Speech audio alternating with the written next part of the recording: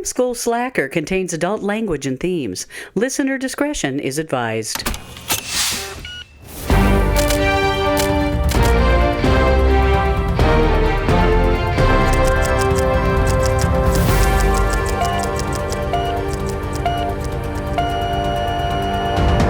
Hello and welcome to Film School Slacker, the podcast where I go through my ever-growing watch list of films, and with me, as always, is Megan. That's me. Hi, Megan. Hi.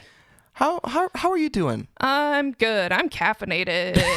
I might need to get another cup of coffee and maybe before we start this film. I took my Adderall today. I usually don't on the weekends, so today's gonna be focused. We're gonna be very focused today. Laser focused. It's been a couple of weeks, couple of kind of crazy weeks. A little bit. But we're back. And what are we watching today, Megan? Today we are. That is not what I wanted. My IMDb just decided to pull up an ad. I'm like, not what I wanted. Anyway, today we are watching Ex Machina from 2014, rated R, 1 hour 48 minutes long. Starring Alicia Vikander, Donald Gleason, Oscar Isaac, among others. Directed by Alex Garland and written by Alex Garland. Alex Garland, also known for Annihilation, Civil War, 28 Years Later, Warfare. So kind of other... Yeah, sort of apocalyptic or... Devil May Cry. There's a movie of that? No. Oh, that's the video game? The video game. Okay. Hold on. Let me go back. Yes, just the video game. Okay. So. Yeah, he's definitely got a thing he's into. Yeah, I mean, I recognize a couple of the actors and basically nobody else. So that's kind of interesting. A couple of the actors. There's like...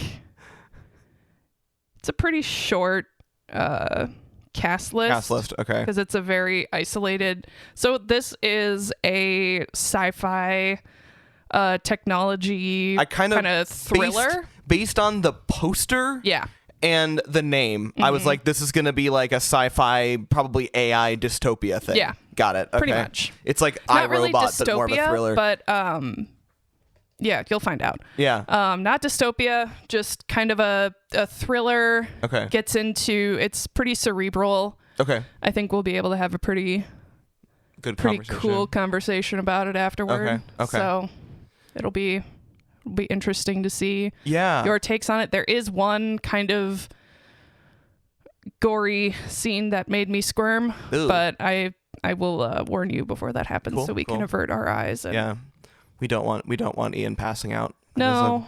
That is a weird risk. Yeah. But okay. I'll have the shock paddles ready. Keep it like a portable defibrillator in the living room. Okay. Yeah, I don't really have a lot else to say because I maybe remember seeing trailers for this. Yeah, it was pretty well promoted. Yeah, but it's weird because I don't remember much about, other than I remember there being something big about the special effect. Like there was some sort of special effect thing with like the robot or whatever. Yeah. But other than that, I don't think that I remember really anything else about the film. So so Aaron and I watched this not too long ago, like within the last year, and he does not remember it at all. Okay. So doesn't remember it all from the first time he saw it. I don't think he'd ever seen it before. Oh, he never, and so he doesn't remember it now at all? He doesn't remember it at all. Okay. I'm like, we watched this together. Dead serious. I sat right here. You sat right there. I know this happened. It. That's so funny. He's like, I don't remember. And I'm like, okay. Fair enough. Okay, that'll be interesting. It'll be fun. Yeah, I'm excited.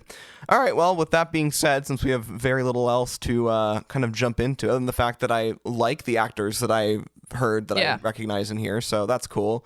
But otherwise, let's roll the tape. Roll it.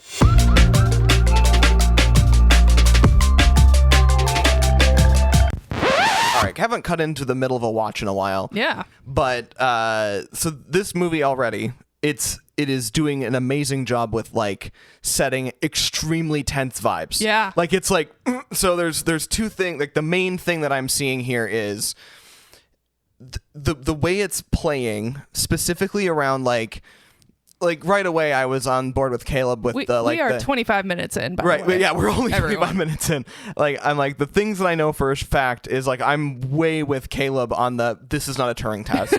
Yeah. Right? Like, the first things first, I'm like, you can't see the robot. And so the fact that every time the only things that Nathan wants to see from Caleb are emotional responses. Yep. That is concerning. Okay. And I see one of two possible reasons for that. One of them is he's just crazy. Like, Nathan has been working alone on this project, or like mostly alone on this project, for so long that he has actually lost the plot. He's actually gone insane. Like, he doesn't know what he actually wants, and he either wants Caleb to be a friend and just like get his insanity. Yeah. Or the actual experiment is parameters that we don't know yet. Yeah. Or that Caleb was never intended to actually have. Gotcha. Because, you know, the idea that Caleb is given this sense of like, you're able to walk through different rooms and it's like you're badged through, you only have certain access. Like, you could start to frame that as like, he's sort of a test subject too. But I don't know what that test is yet. Right. But I think that those two things are the two thoughts that I have about Nathan so far, and I think that maybe both are true. Yeah. Like, there's a little bit of column A, a little bit of column B. Both could be true. Both's good. Both is good. So both is bad. Both is bad. But I all I know is like, Caleb, you're in danger, girl. Like, that's Caleb, kind of the Caleb, you need to leave. You need to go. You need to leave. The second you signed your name on that document was a bad day for you. Yikes on so bikes. Yeah, moral of the story is I'm absolutely terrified about what's going to transpire, and all I know for a fact is it's not looking good for Caleb. It's really not. Yeah. Yeah, it's a good thing you made yourself a cup of decaf instead of regular caf, because it's just gonna get tenser from here. It's gonna get real tense. There's gonna be some soul clenching here.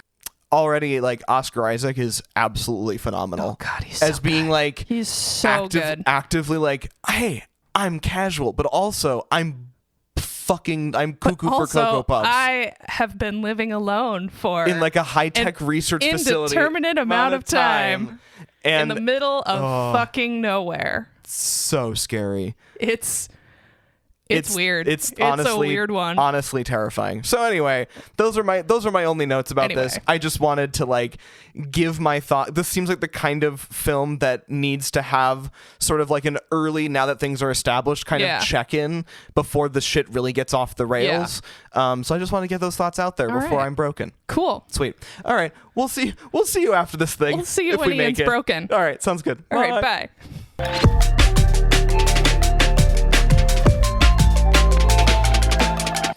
Caleb, you're in danger, girl. And that's the movie. That's the movie. Yeah. Okay. It was really good. Like, it was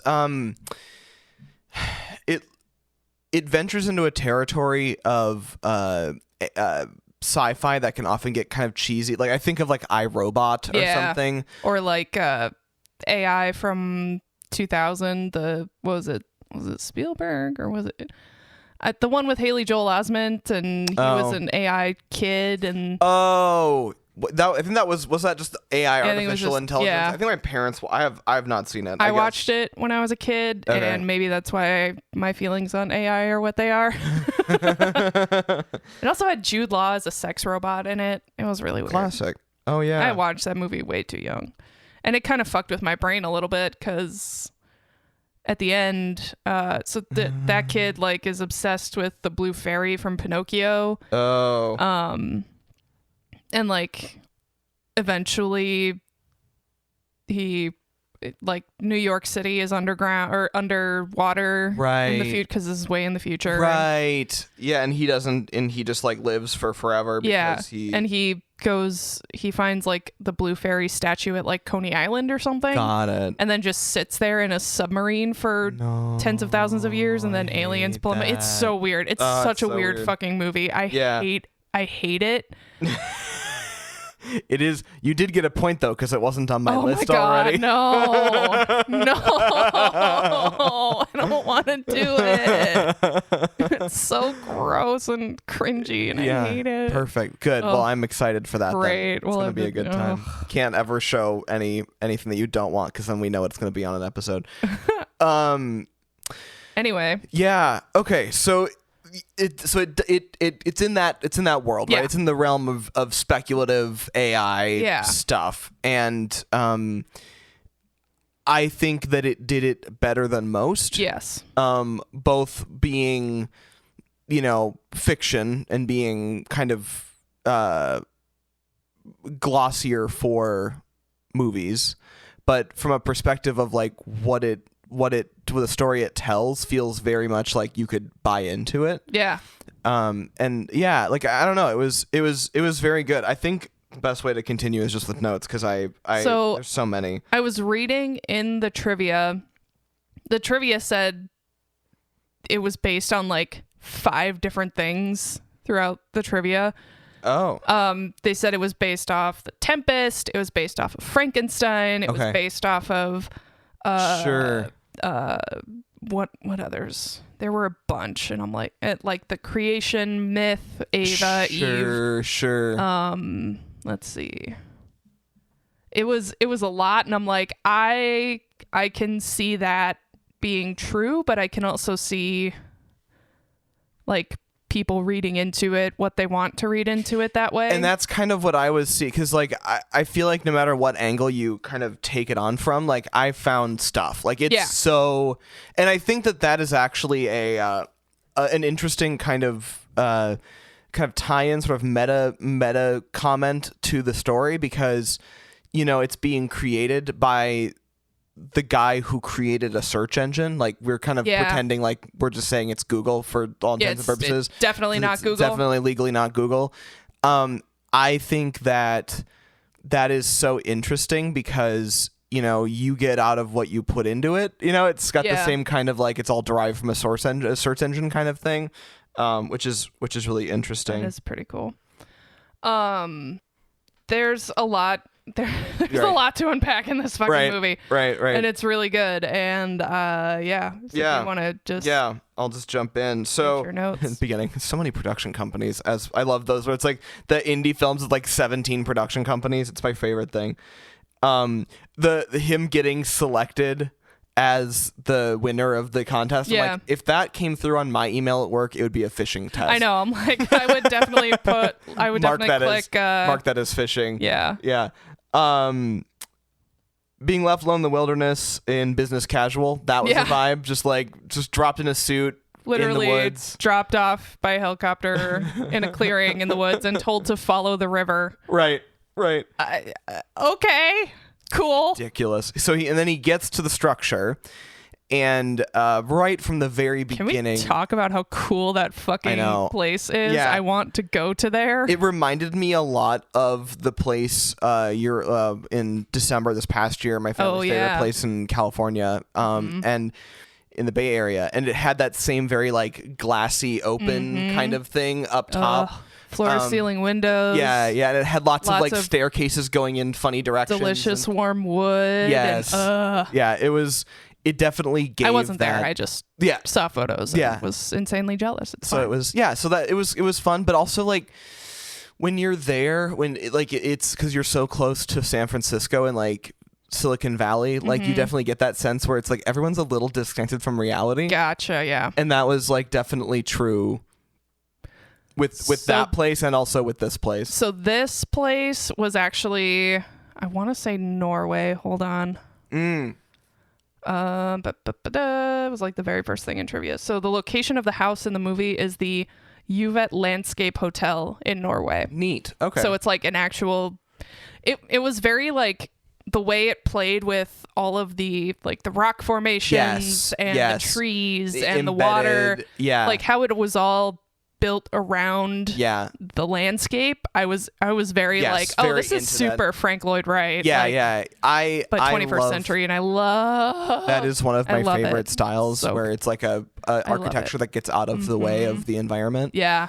I really incorporates it because there was like in the immediate, it's just like that giant rock face. Yeah, coming into the building. So cool. I am a huge fan of that kind of architecture, and I actually, it's funny you say that. It's like one of those extraordinary homes. It is, and I was like, I always hate it when I really vibe with the Bond villain layer. I know, right? Like that was like a note. And then, but like right from the beginning, they do a good job of showing, like, I was just like, that's a thick ass door. You know, like, so the door opens up and it's like, are you keeping things in or out? Mm-hmm. Like, you know, maybe both. You know, it's like that. Probably both. Probably both. Definitely both. Definitely both. And I'm like, why am I getting Glass Onion vibes? Like a little bit. Like just that kind of energy. But less fun. Yeah, right. Exactly. Eccentric billionaire living alone in a beautiful locale. In a beautiful location. Yup. With a lot of glass around. Yep. There was no daily bong or hourly bong. I love the hourly bong. Oh, I gotta watch that movie again. I was gonna say, we'll watch that later. Yeah. I love that shit. I love that movie. The beard. So immediately Oscar Isaac shows up. I'm like, that beard is throwing me. Yeah. And then he shows him his room. Mm-hmm. Right. So we've got our characters have been established. Well, two of them. The main two. The main two characters have been established. The humans. Yeah. Have been established, and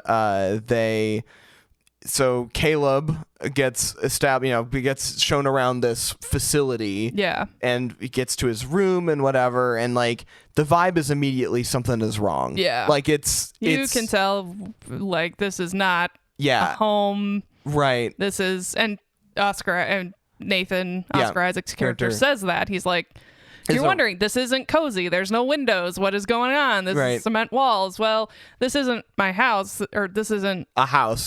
This is a research facility. Right. Like there's 3 feet, the walls are 3 feet of concrete and it's all full of fiber optic cable. Right. Like you could go to the moon and back. Yeah. Right. It was weird. I think Oscar Isaac did a really good job of playing the character as sort of he didn't come off as like a conniving Bond villain. No. But he also came off as not really being connected to reality. Yeah. Like he wasn't like a manic like maniacally evil. He was sort of like a calm kind of neutral almost is how he came off, rather than, you know, like twirling his mustache and tenting his finger, tapping his fingers together and petting his Persian cat in the swiveling chair. There was less of a, I bet you're wondering why you're here, Mr. Bond. It was more of just like I've been, you know, building and creating, you know, fuck robots. I've been making sex robots, and now I want to see how human they are, so I'm going to test them out on this lonely ginger. It's very the most dangerous game kind of energy. Yeah. Very interesting. Just an interesting and cool way to play that, because that is very cool. How I would like imagine a CEO would go nuts. Would be like this. Like very, very interesting. And he gets down to the little area. He's like, little fridge? He's got a little fridge down there. This is a research facility. Red flag. Red flag. So there's no pool? There's no pool, turns out. I mean, there's some gorgeous rivers and streams. There are. I bet they're cold as fuck because it's all glacial. Cold. Oh God, it looks so beautiful. It was so pretty though. So pretty. New goal is to go stay in that hotel. So then they start, and I have a couple of notes here that I'm going to kind of condense into one. Cool. About the Turing test. Yeah. So the Turing test is brought up a few times here, and they actually address some of the flaws of talking about it themselves. Yeah.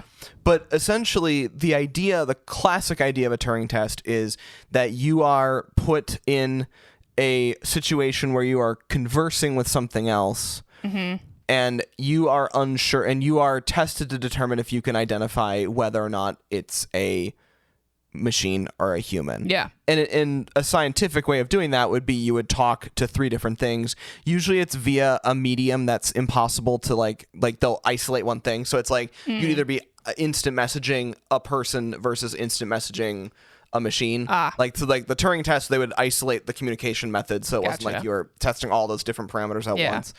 And then you would be able to determine if it was like Turing, passed a Turing test or not, based on if you couldn't differentiate the machine from the people. And being passing a Turing test doesn't mean that doesn't mean that it has like a consciousness. You know what I mean? Okay. Like, for example, my understanding is that ChatGPT v3 and above can pass a Turing test. Yes. Right? Unfortunately. Yeah, but it doesn't mean that they have a sentience. Right? Right. You know, because it's and it's interesting because we might as well just kind of crack this open now because there's a lot of really interesting philosophical stuff they talk about here.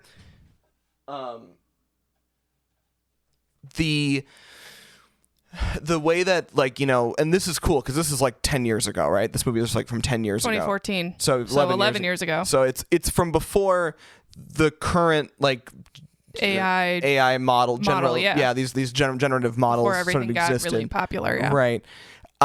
What they describe as the way that this system works isn't totally different than how ChatGPT does work. You know, because he was like, you know, he's like, we have this crazy hardware. What's the software? I bet you can guess. He's like, it's literally like Google, right? And that's the search engine. Yeah, he's like, that's not what ChatGPT is. Yeah. You know, it's obviously I'm totally simplifying this to a way that my tiny brain can understand it, but really what you're looking at is a system that has a massive model of information. Like, the only reason that ChatGPT can exist is because it's got the internet. Yeah. You know, it is dependent entirely on the model of the internet to statistically create the next most likely outcome based on what prompt you feed it. Yeah. Right? It's not I couldn't place it and like at the head of running my house because it's not a brain. Yeah. You know, it's not a general purpose brain. It's a thing that you can feed a request to, and then it's got the entirety of the internet to give me a probable answer. Yeah. And I know that there are people that are going to not like my simplification of that because I know there's a lot of other advanced stuff happening, but in the world of AI in general, but that's like my understanding. Like, that is the fundamental limitation of like a current generative AI model. And what they're describing with this is like a much more sophisticated version of that, but it still kind of has like a primary drive. And from what I can tell, and this is just me again sort of perceiving what's happening here, it sounds to me like Oscar Isaac created a specific prompt, like a specific drive for this AI model, and that was to escape. That was what I kind of got out of this. He kind of built Ava to escape. That became her prime directive, and she used whatever the internet had available to her to achieve that goal. So, and then if you looked at, like, you know, the Kyoko, who is, we learned very quickly was also one of these replicants or whatever, doesn't have this need to go anywhere. Doesn't have a specific drive that's you know, or not as a strong one. She just kind of exists, right? She's a robot. She doesn't really. So I think what he did with that, I think Kyoko was the model before Ava. Yeah. And I think because he kind of goes through the process of what happens when you build the next one, he keeps the body. Right. And then he downloads all the memories. Yep. Rewrites the file, and then writes in the new behavior he wants to see. So what I think he did was deleting all the memories. Yeah. He just deletes that escape, because we see previous iterations wanting to escape. Like, one of them, like, literally beat her hands off. Right. I think and that's kind of my point, is like, you know, he left some of the core functionality there, but he basically removed that drive. Yeah. Like, that was, I think that he has wanted, because that was his test. Like, he wanted to see if Ava could try to convince Caleb to get her to escape. Yeah. So I think that he placed that there. Oh, yeah. Which kind of backs up the whole AI thing, like the way that AI works and the way that like ChatGPT works, where like you have to give it a goal, to operate, because otherwise it doesn't do anything. Right. Yeah, it's like an NPC. Right, and that's what Kyoko is. Yeah. Right, and then until Ava gives her a prompt. Yeah.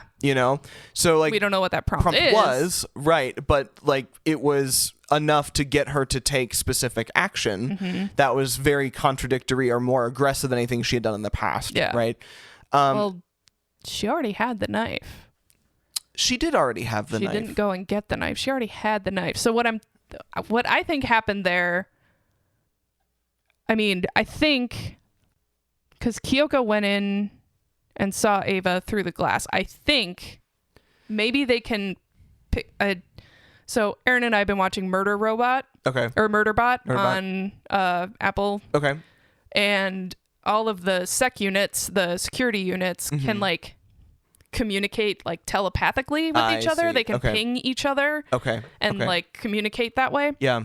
So I'm thinking maybe something similar can happen here. Okay. Maybe Ava and Kyoko can kind of like communicate a little telepathically, like ping each other, or maybe with the micro expressions, because they were like very in tune with. Right. I think that's most of their programming, is being able to read micro expressions, because they have such a big model to operate off of. Yeah. Yeah. No, I think that makes sense. I think that, but I didn't think that Kyoko was had a specific drive until. No, I don't. I think she was just servant / sex bot, because she could have had that knife because she would do a lot of cooking too. Or like she was just done with with Nathan's bullshit. Yeah, well, but that's the thing because I find maybe Ava was like, okay, this is it. I'm gonna escape. I'm gonna get out of here. And Kyoko's like, awesome.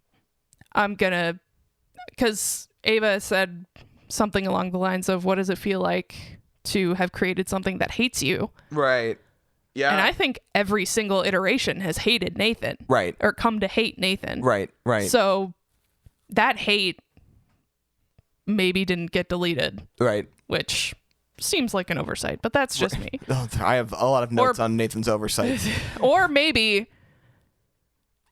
through being mistreated. Right. After she was, made into servant bot. Right. The hate returned. Right. Somehow the hate returned. Yeah. I don't know, man. It's very interesting, and I feel like we'll get back to it too, but I don't think Kyoko was trying to escape. No. I think she was just done. Right. Yeah, it's very interesting. Or maybe it was her. I don't fucking know. Maybe she was just told to do any command that anyone told her. Right. And that's kind of what I'm wondering. Like, she was sort of a blank slate. Yeah. But because she didn't really have a central prompt. Like, there was nothing in there to like make her move forward. Yeah. And I don't know. I find that very interesting that she didn't take aggressive action until a prompt was given to her. Yeah. And I just find it really interesting that. Yeah, I don't know. Yeah, it's very. I don't know. It's giving me. I'm thinking of a lot of things, and there's so much. There's so much to kind of go through. But yeah, okay. So let's jump back into the story, and then we'll kind of come back to this, because I'm sure it'll happen. Her like, just from like back to like a cinema perspective, the effect for her is really good. Yeah. Like, even though it's like a decade old, like, it's super interesting. So this film won best visual effects at the Oscars on a $15 million budget. Wow. And it was up against The Force Awakens. Wow. I mean, honestly, is Oscar Isaac in that too? Yes. Nice. He's like the first character we see speak in the new sequel series. Got it. And the moment he started talking, I'm like, I'm a little bit in love with him. Anyway. Fair enough. Yeah, I think that the design this kind of incomplete design for her was really spooky. You know, it did a good job of like, but then like her face is perfectly in place, and I think a lot of that can be attributed to the quality of the acting was really good. Yeah, she did a really good job of being a little bit wrong, a little bit too something like there was like she was too, she had an uncanny thing happening that I didn't have a good answer for.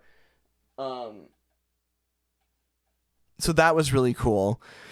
I'm trying to think of, so then the other thing that I thought was that outfit, like the kind of the design for her that I was forcibly reminded of, that I was struggling to kind of put into like to actually place until later, was the mesh reminded me of that nature versus nurture test with like the monkeys. Monkey test? Yeah, where they had the wire mother. Yeah.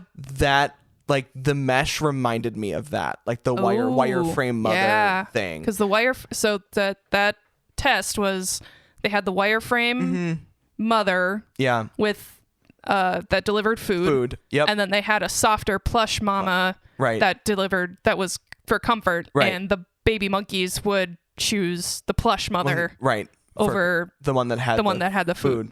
Which, wow, that's such a Which is just goes to show how fucked up the 1950s were in terms of scientific exploitation of living creatures. Awful. And I mean humans at some point, but anyway. Right. But yeah, so that was something that I felt was, I don't know if it was a purposeful design component, but it sure felt like it to me. So as far as Academy Awards go, like I mentioned, it won Best Visual Effects, and it was also nominated for Best Original Screenplay. Okay. So did not win a Best Original Screenplay, but okay. So so as we get farther into the effects, so the effects were cool, and back to the Turing test. I'm like, this is not a Turing test. And then, of course, right after I write that down, Caleb goes, "This is not a Turing test. This isn't actually a Turing test." And you know, wasn't long after that we popped in, and I was like, this doesn't feel right. Like either Nathan's crazy or the parameters of the test or something we don't know. Yeah. And again, both were true to a certain degree. I mean, it depends on your definition of crazy, I suppose. But yeah, like the Turing, it wasn't really a Turing test that he was doing, because, you know, as we found out later, it was a test to see her level. And again, I don't think that was even a test of sentience. You know, it was, she had a drive, and he was just seeing what kind of resources she could pull to do that drive. So I don't know. I find that very interesting. Calling out Oscar Isaac, he's absolutely unsettling in this role. Yeah. Like right away, I'm so like, good. You're so scary. Like with him with like the shaved head and beard, it makes him look totally different. Yeah. Like I don't like, if you had told me that like somebody else was that character, I wouldn't have even thought about Oscar Isaac being that character. Yeah. Yeah. Just really, really an amazing flexibility in playing that role. And just all caps, Caleb, you're being studied too, bro. Yes, you are. And he's sitting there looking at the he's looking at the screen. He goes to pull up the monitor, and it's just her. Yeah. And I was like, I'm like, man, I was gonna relax and watch some Golden Girls. Don't we have like Google TV on this thing or something? Nope, just her. Great. Can I get a Google Chrome for my room? Can I get some network TV up in this bitch? Right. All the frosted glass doors, like that was weird to me. Like I didn't like the like frosted glass door. I don't like that none of them had handles or knobs or anything. They were just in the like you have no control over the space or ways to do any I was like, this room is a cordless desk phone, and then and then he doesn't have access to the phone anyway. It's like you're gonna call Ghostbusters, which you said right before it happened. And then he says it again, and he's like, "Who are you gonna call? Ghostbusters? Oh, hey, so funny." We get that first power cut happens, and I'm just like, oh, this is gonna come back up later. This is a plot point. Jeez. And then he just like wakes up and just Kyoko is dropping something. He's like, hello, random woman in my bedroom. Terrifying. I was just like, gonna be honest, I think Nathan has fully lost his mind working on this AI. The fact that he's trying to get Caleb to ignore the scientific method either means that he's insane or the actual experiment is something existing outside the parameters I see. I'm like, well, it ended up being the second thing. Yeah. That Caleb didn't need to operate on the scientific method because he ultimately was a subject. Yes. So that kind of makes sense. Ava is 100% the causing the power cuts, or is it Nathan? I was just ended up like writing notes. I'm like, yeah, she's doing it. And then like the visual, and I come back to the visual choice for her again with like she has this like very like definitely like an actual human face, the actress's face, and then just like stitched onto that CG body the way it was is just, it really is very affecting the whole time. And her hands. Yes. Her hands are also like human hands. And I just find that very interesting because we find out later that he was perfectly capable of building of creatures that like these beings, the rest of the skin and hair and you know. So the question comes down to like, you know, why did he opt to show Caleb the version that isn't fully complete? Like, was that to try to give Caleb a fighting chance to not buy into her deal? Like, it was just a very interesting choice that they did for like knowing that Nathan would do it that way. I just found it very interesting. We kind of talked about this already, but he created a massive model based on humanity. Like he literally created a large, like a human model. Like he created a system that basically like her entire code base is based around learning on humans in a super duper illegal way. He literally admits, not that we actually do that now. he because he did it sort of in the Dark Knight manner. You don't know that yet because we haven't watched the Dark Knight. Spoilers, it's fine. I guess. It's basically he turns at the end of the Dark Knight in order to find the Joker. He turns on everyone's phone, microphone, and camera. And uses it to triangulate. Anyway, right. So yeah, he basically just admits that he turned on everyone's camera, right, and has been mining all their search information and like that's. I mean, yikes on trikes.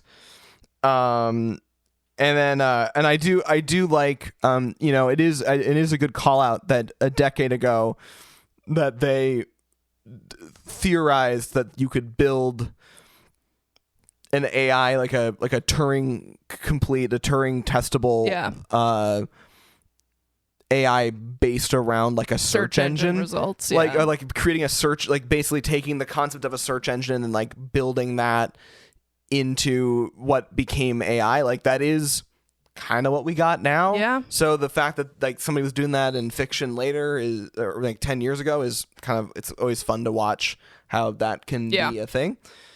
Art imitates life. Exactly.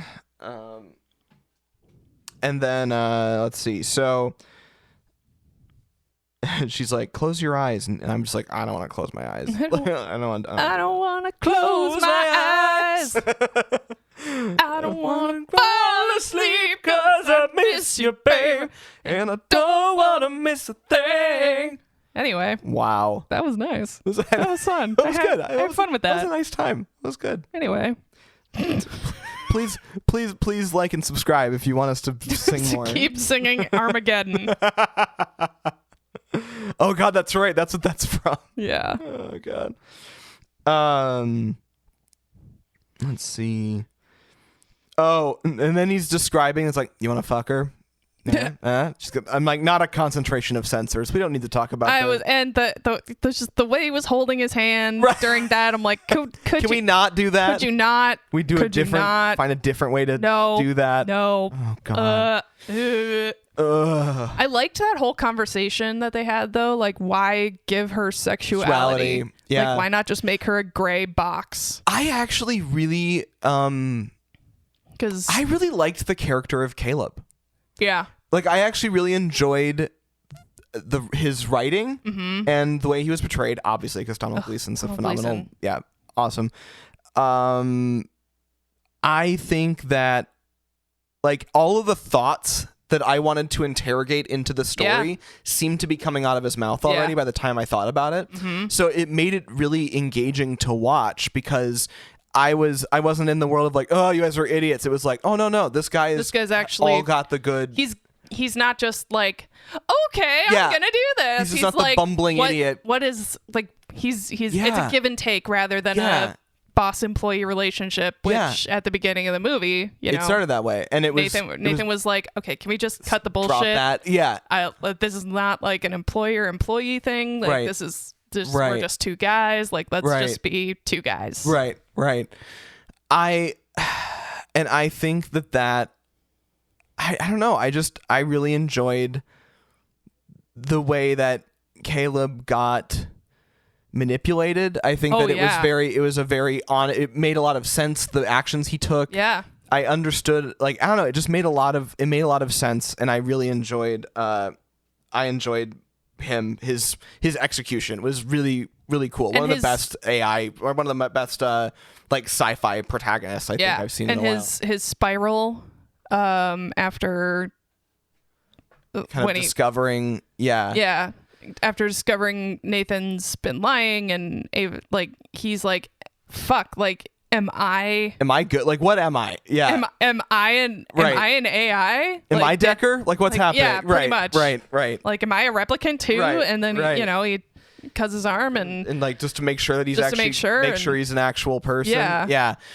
No, I mean, it's like, could you? I mean, and then plus, like, he's getting exposed to that isolation too. And you've got a very few people to talk to, and then you don't know which ones are real. You're just quickly discovering that anybody could be an AI. You know for sure that Nathan is lying to you. Right. You may or may not know that Ava is lying to you. Right. Or manipulating you. Right. It's insane, and he does a good job of both. Not going into like a comical descent into madness, but also very clearly being affected. Oh yeah, which is super cool.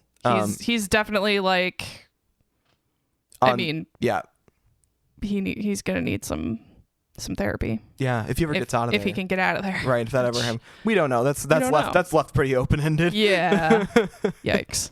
I would argue that probably he would get out at some point. Well, you could see the glass was cracking when he was hitting it. But there's other steps to take, and I think more importantly, if he keeps hitting it long enough, it's probably going to shatter. I have a sneaking suspicion that it was only timed. Yeah, and I think also that Nathan not checking in. At a certain point, like, there's enough. Maybe there were enough safeguards for eventually. Like, I think that. He'd be in a bad way, but I feel like that eventually something would happen. That something would trigger someone to come out and like check, or some other person probably, just because. But we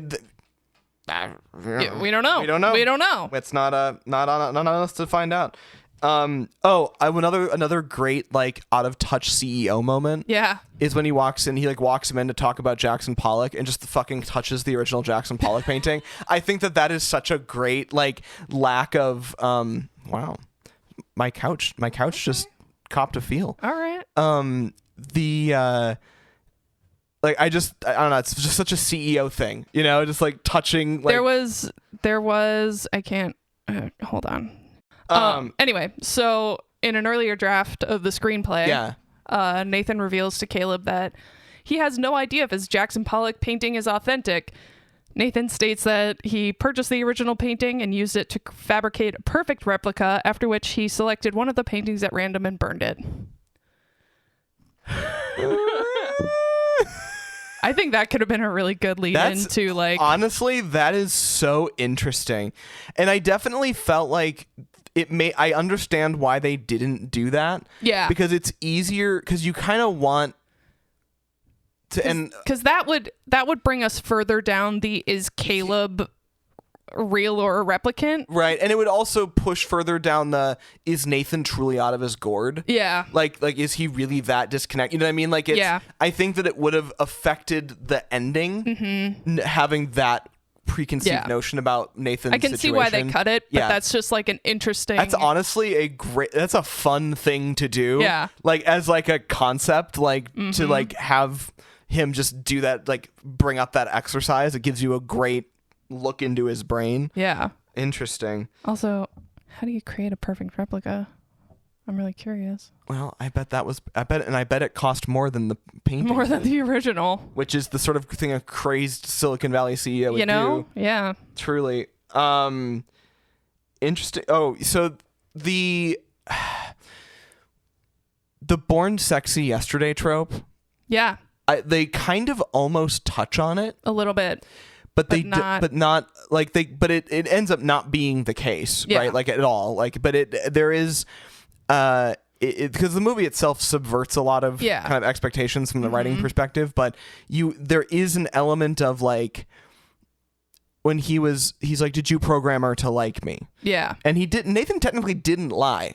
Yeah, Nathan really never openly lied to Caleb, other than he very much omitted information. Yeah.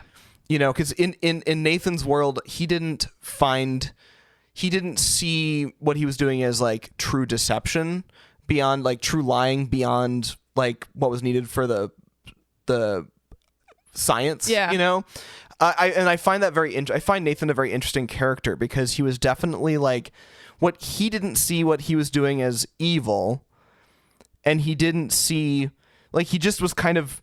There was definitely some like kind of sociopathic something happening, right? Dude lives alone, with a bunch of sex robots in the middle of nowhere. Yeah, like it's not good. It's not great. But he's also like, the whole time it's like, he's not trustworthy in a way that any billionaire who lives alone making robots is not trustworthy.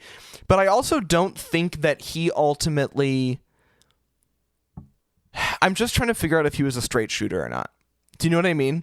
Because I don't know the answer to that. Like, because if he is, it creates a bunch of really unsettling kind of implications. Yeah. If he's a totally straight shooter, did he really kill the guys that built the power system? You know, like, he'll say offhanded shit very casually that sounds like it could be a joke, but then you don't know. But you don't know. You can't exactly tell. Right. It's like because are you joking? Yeah, like I just can't. I don't know. And I have a question for you at the end. Cool. After this, but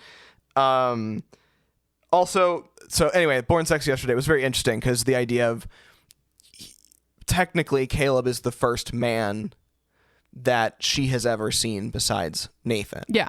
But it ended up not being the situation at all, that was what was happening. Like, it wasn't that she was actually interested in him because he was the first man and she was programmed to be heterosexual. It was because she had a motive. Yeah. You know, so it ended up being like, technically Nathan didn't lie to him, but he kind of did. Like, it's just lots of these little like kind of lies by omission kind of. Yeah, very weird. I didn't lie to you. I just didn't tell you the whole truth. Right. Exactly. Bro, put a shirt on. No. He like, please don't. Would just God damn it. He looked great in this movie. I'm sorry. He looked really good. Yeah, he was I don't know. He was unsettling to me. Couldn't get past it. But again, I'm not, fair enough. You're not a bisexual man? No, turns out. Womp, womp.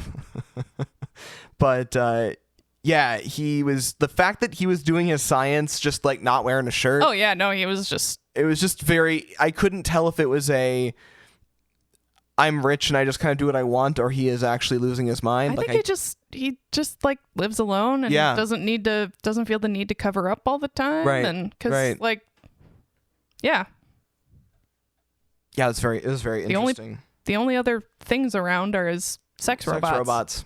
And they're frequently naked anyway. Yeah. A lot of boobs. Never follow a CEO up a mountain. Yeah. Always a bad idea. That just seems like right, a bad idea. I was like, what's the deal with Kyoko? There's something super wrong there. And there was. Yes. Like it was after she was sitting like just laying glassy eyed behind him that time, I'm like, okay, well, she's a replicant. Also props to that actress. She can do that stillness. Mm-hmm. Like I agree. That statuesque stillness. Right. So well. It was really, she was very scary. Yeah. Like she was genuinely very like unsettling to see. Like, yeah. Good on you. Right. Absolutely. Nailed it. The line, what will happen if I fail your test? Like she was doing like it was very interesting to see like the way that she could manipulate him. Mm-hmm. So here's a question to you then. Did Nathan, I find it interesting that Nathan chose Caleb because of his profile of being an easy target. Like, why wouldn't he have chosen a more difficult target for Ava?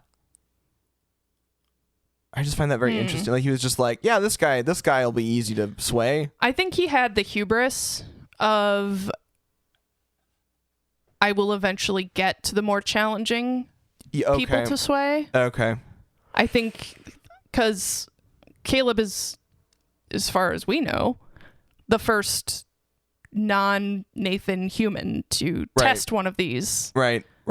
One of the AI bots. Right. So I think Nathan's motive for choosing Caleb was, if she can bamboozle Caleb, okay, now I have all that data.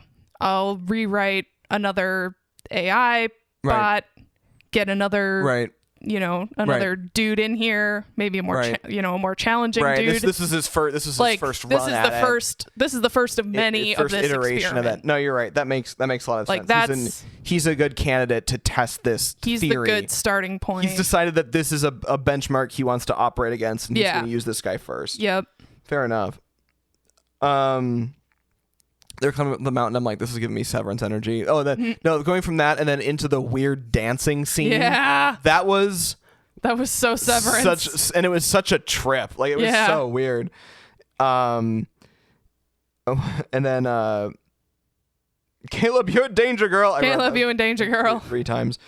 And I'm sitting there, and at this point, like we're deep into. What happens if I fail your test? And, he runs into the room full of bots and like we're getting into the craziness here. And I'm sitting there and I'm just writing, what is the real test? Like none of this is logical. I don't get why. What is the real? Is it me? Am I in it now? Like, what are we doing?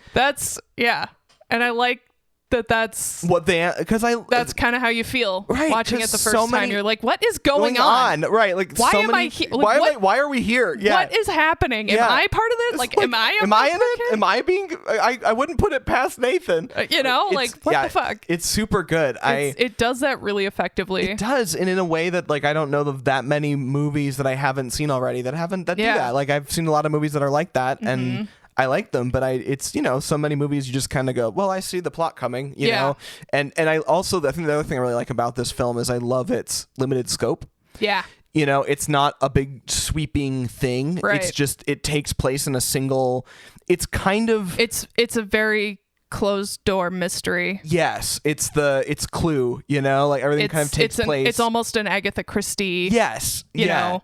The bridge has gone out. Right, and now we're all stuck in the mist, and people keep getting picked off. Yeah, it has that energy to it. And it also, it's one, I always find compelling movies that could also be theatrically converted to a stage play. Oh, yeah. Interesting. Like, this could be so cool be on a really stage. Cool stage play. Like, it would alternate between these sequences where you couldn't just drop the script in and change and just work it. But like, you could 100% with what it is build a, kind of that duality of talking to Nathan, talking to her, like kind of building that in. Like, it's very compelling, limited scope in terms of location, and because of that they're able to make the location really, really real. It felt like, it didn't feel like, I hate to keep picking on the MCU, but I'm gonna do it again. Is like all of those places just don't feel real. Do you know what I mean? Like, they're in the Avengers building or whatever, and it's like all these like fake, or even X-Men, where it's like, this is a very not real place. Yeah. You know, this does not feel, it has no texture, it has no, it's just a set. It's just chrome. It's just chrome and concrete. Shiny and concrete. Right, and there's like a CG backdrop of 6 ships back there, whatever, right?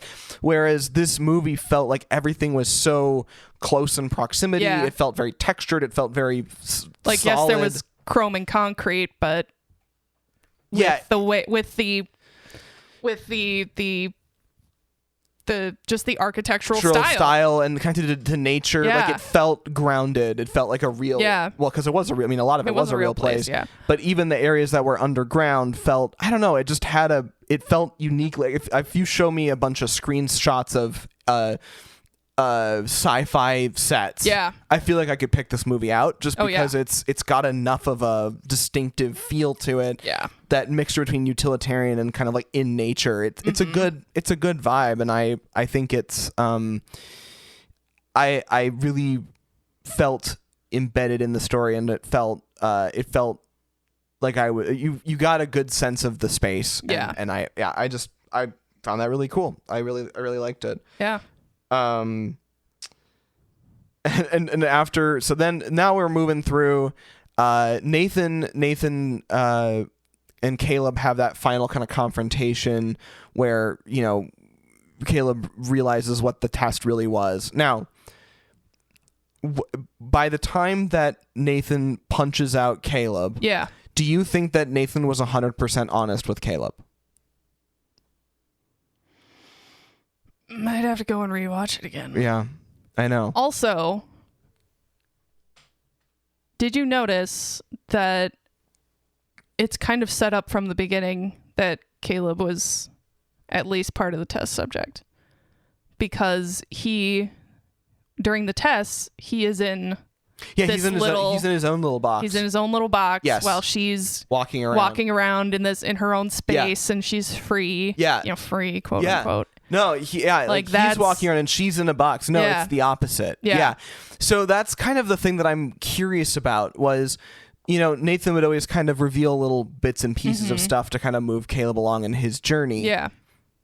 When they have that final conversation, was that one-to-one fact? Was that, you know, when Nathan tells Caleb, he's like, she was trying to get out and, like, you know, you were going to let her out. And then at that point, when Caleb's like, I already did it. Like, I already made the changes. Did Nathan was that Nathan just underestimating Caleb and he had come totally clean with him? Like, I think so. I think it could be. Okay. I think because this is Caleb's last night there. Right. He's kind of like, it's the bond thing. Like, you know, he's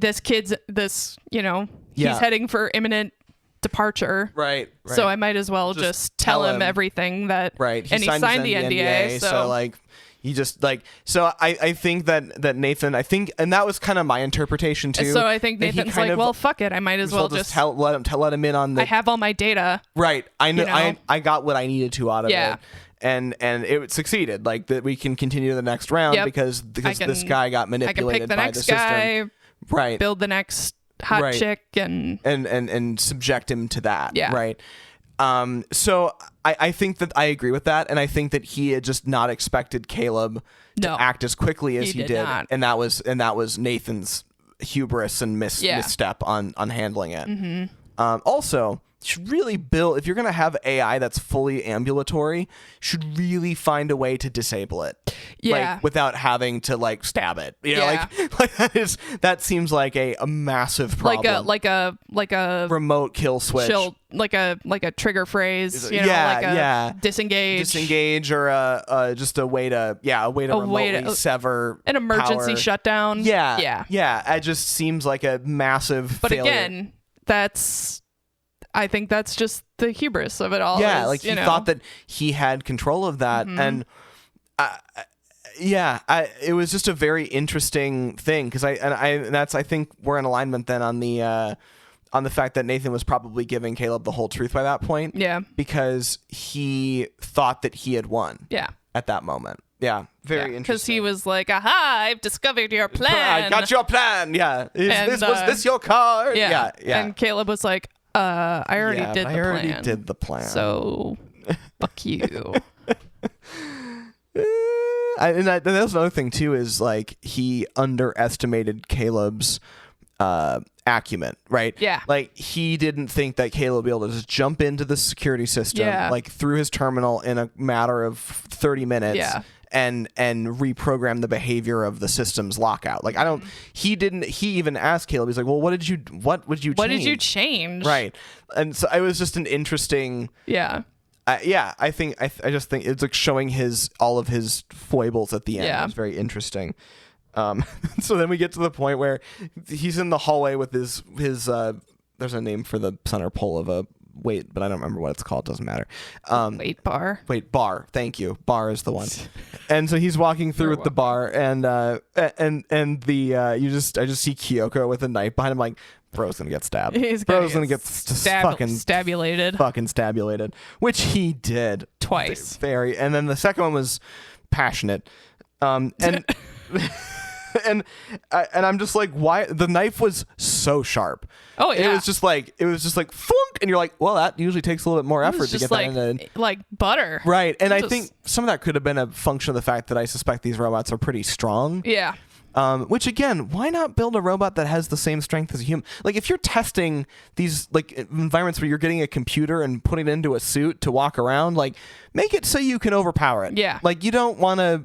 Yeah. Yeah. I mean, maybe the components are just heavy. Could be. Like True. that was my thought. It was like when she tackled him, I'm like, ooh, that probably hurts. Yeah, like, I can't tell if she's like full of carbon fiber and weighs 70 pounds, or she's like got all this dense, metal and she weighs like 400. I have no idea. But because they all walk around very lightly. Like she has this perception. Like you get the sense that she's very lithe on her feet. But yeah, very interesting. Huh. And also my note was, why would you bring like a smart coder and put him in a room with like manipulative AI? Like what? Like that would not pass legal, like that would not pass a compliance. Why do you think he's in the middle of nowhere? Oh my God. It's just so stupid. I'm like, that is the first thing I wouldn't do. This whole thing seems real fucking illegal. So much hubris. And she finds all the closet of sex robots, covers herself up and makes her look like a person. And just wanders off. Yeah. And then I just wrote, what did she tell the helicopter pilot? You have nice skin. Can I have it? I don't know. I'd be curious to know what she told him. I'm really curious too, because clearly she's been trained on exactly how to do this sort of thing. Or did she just kill him and fly the helicopter herself? Which leads to an interesting question. Does she have all of human knowledge in her head? I don't know. Or we don't know. Was she just trained on that? Or she just trained on how to manipulate people? I think maybe she was just trained on how to manipulate people, and she just manipulated her way. Right. Manipulated her way back to San Francisco or wherever the hell. Yeah, their office was. Brookhaven, New York. Oh, Brookhaven, New York. It was in New York. That's right. Those are my notes. Yeah. It was really good. I was surprised. Like I'm usually kind of wary of the AI movies. Yeah. Me too. Yeah, and it was just good. It was well acted. It was well written. It didn't bite off more than it could chew.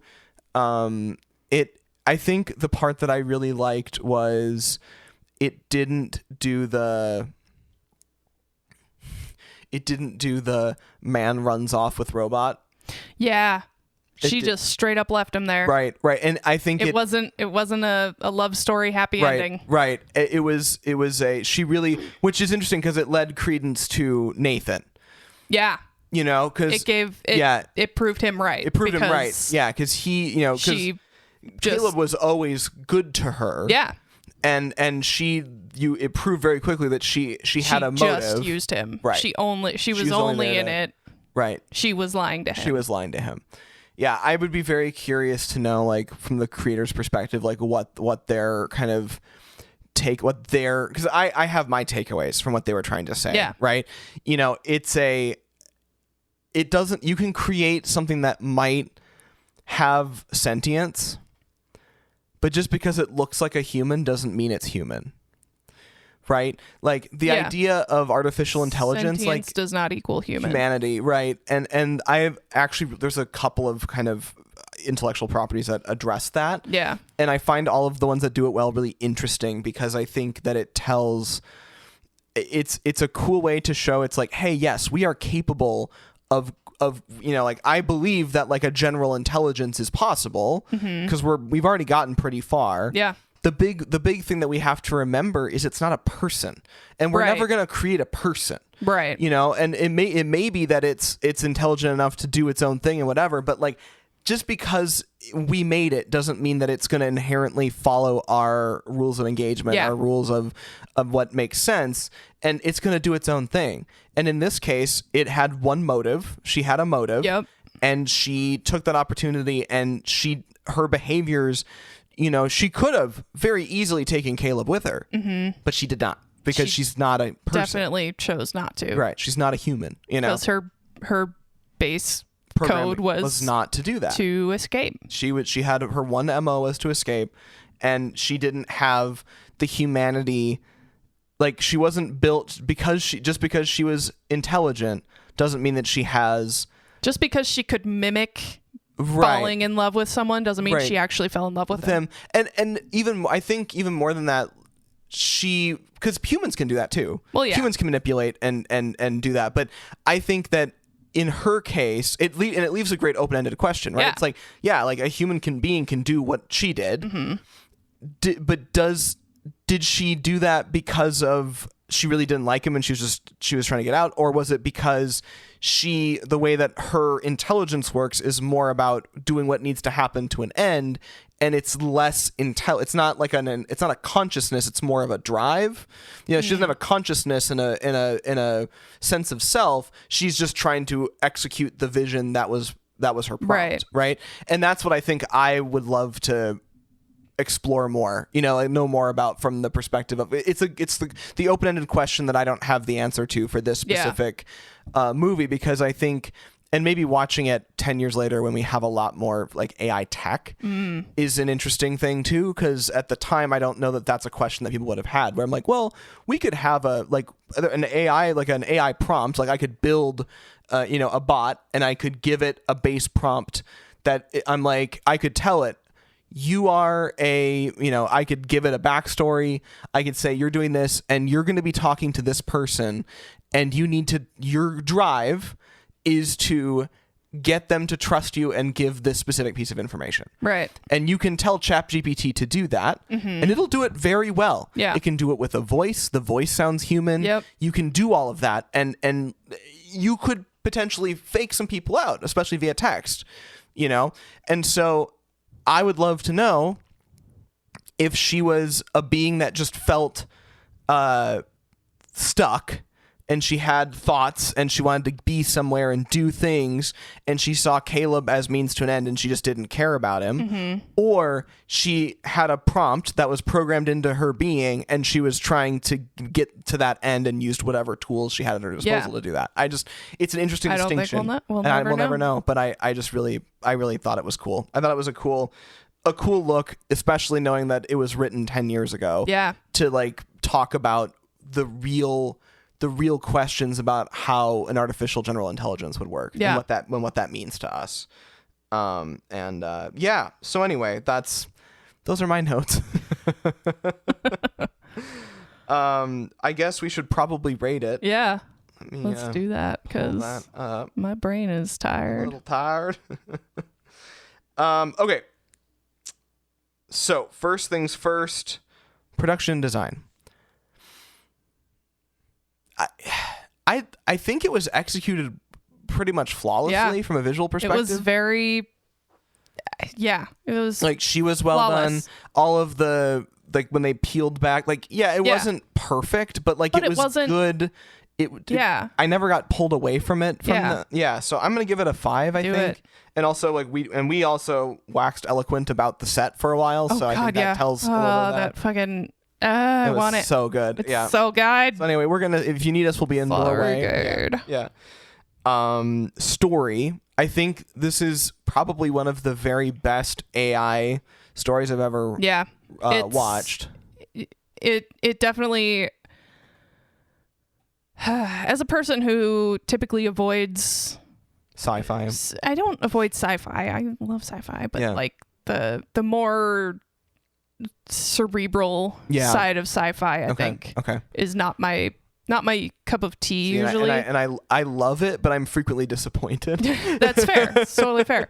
I think this story is crazy layered and complex, and it makes you ask a lot of questions. Makes you ask a lot of questions, and it folds you in so well that, like we mentioned before, you know, at one point you're like, am I part of this experiment? Like, what the fuck is happening? What the fuck are we doing? Yeah, it's so well done. And honestly, props to the writer, whose name escapes me, Andrew something. Yeah. Yeah. I think I might give it a 5. I endorse that 5. You would co-opt the 5. All right. Now we're on to performances. Fucking. They're all perfect. They're all perfect. It's such a small cast. It is, and everyone nails it. Everyone fucking nails it. Oscar Isaac, I can't even. He did the thing. He did the damn thing so fucking well. Yeah, he was so disturbing while also being like, it was good. It was very good. Donald Gleason kind of starting off as the adorkable, right? You know, I'm just a guy, but you know that slow descent to madness. Slow descent into madness, and you know, Alicia Vikander with her scary. She's like, so scary. She's so and, scary. And being able to like show her both in this like partially assembled like synthetic state, and being able to both be you feel the heightened emotions that she's got in that state, while also knowing being able to tell that she's like in the uncanny valley is really interesting. Like she did a really good job. Did so well. Everyone in this movie, and even the actress who played Kyoto, Sonoya something, hold on, Sonoya Mizuno. She, like, I think you said that too. Like, she can just kind of stop and be just like almost entirely statuesque. Yeah, which is crazy.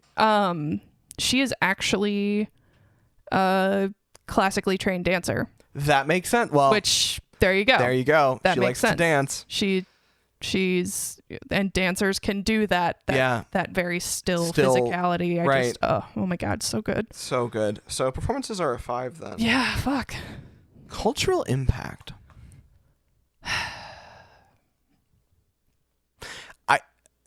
I know there was some build up to this movie coming out.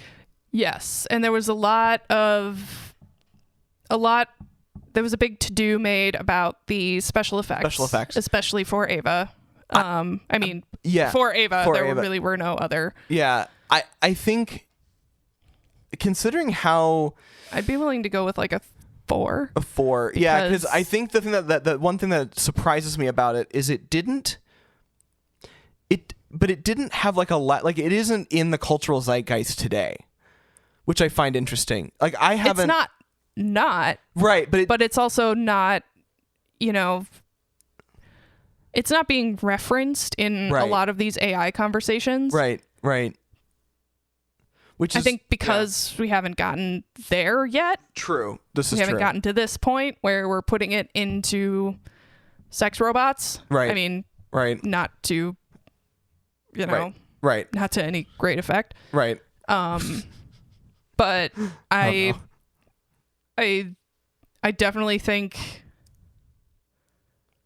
I see a lot of similarities between this and Murderbot, because in Murderbot, for those of you who haven't watched it, it's on Apple TV. It's really good. It's the first season just ended. Like I mentioned before, it's about this security unit who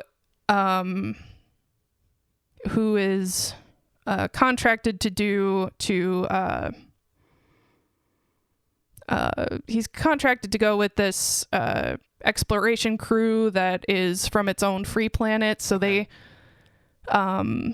have God, what do they call them? I can't remember. But so basically a sec unit is part human, part machine. Oh. So they're kind of like a cyborg. Okay. But they look human, but they are constantly wearing their armor, sec unit armor. So you always think it's a robot until this one was able to break his controlling AI. Okay. His governor module. Yeah. And he basically just uses it to watch shitty shows on Netflix all day. It's hilarious. Or that universe is Netflix. Netflix. Yeah. So the people who he's protecting on this exploratory mission treat him like a human. They think he's it brings up the are these non-human humans, these AI infused, I guess, cyborg humans, are they human, are they sentient, can they think on their own, live on their own, do their own thing. And I think that's I think I don't know when the books, because it's Murderbot's based off of a series of books. Okay. I don't know when those came out. I would be willing to assume in the last 10 to 15 years. Yeah. But I could be wrong. So anyway, long story short is I can see this movie having an impact on that. On their media, yeah. And having it on other forms of media too. Yeah, no, that's a good point. Definitely might be it might have influenced other. Well, I think what I'm hearing you say is maybe it's not itself in the cultural zeitgeist in the conversation, but it's definitely an influencing influence on current that makes sense. AI type storylines. Oh yeah, all of the novels came out after 2017. Nice. So yeah, I think that your point about that is probably pretty apropos. Yeah. No, that's very interesting. So we're gonna say like a 4? Yeah, I'd say a 4. Okay. That gives us a 4.8, which is pretty high for us these days. That is really high for us these days. We are, let's see. We've gotten rather critical. We have, which is good. We were definitely having a problem with that. We were going too soft on a lot of things. It was not good. It is 4.8s. We have a few of them. They are Ex Machina, X-Men, White Christmas, and Coco. Okay. And just above that is Sorry to Bother You, and just below that is Wolf of Wall Street. All right. Not mad about that. Not mad. Yeah. It's in good company. It is in good company. So, yeah, no, this was a good one. It's fun to get back doing a little bit of speculative science fiction stuff. We don't always get to do that because I see a lot of science fiction. Because you watch a lot of it. I do. You little. Yeah, son of a little son of a bitch. Yeah, so it was fun. It was a good one to see, and it's fun it asks good questions about what it means to be conscious, what it means to be human, what it means to have AI. I think that's a very it's not maybe not the most critical conversation at the moment, but it's definitely up there as a conversation that we should be having. Yeah, it's definitely. Yeah. Very complex. Very complex. So. And so good. Yeah. It just makes it tickles that part of my brain, Mm-hmm. No, I agree. And not just because of shirtless Oscar Isaac. And the cutie patootie that is Donald Gleason. Yeah. We're such sweet guys. I want to snuggle. I want to. Both of them? Yeah. A little cuddle puddle. Anyway. All right. Well, enough about. With that being said, might be time to wrap. Thank you so much for listening to Film School Slacker. I'm Ian. I'm Megan. And we will see you next time. Bye. Thank you for listening to Film School Slacker. Our graphic design is by Mitch Ransdell. Music by Ariel Shalom and Ziv Moran. Voiceover audio provided by Mike D and Janet Paoni. Learn more at filmschoolslacker.com.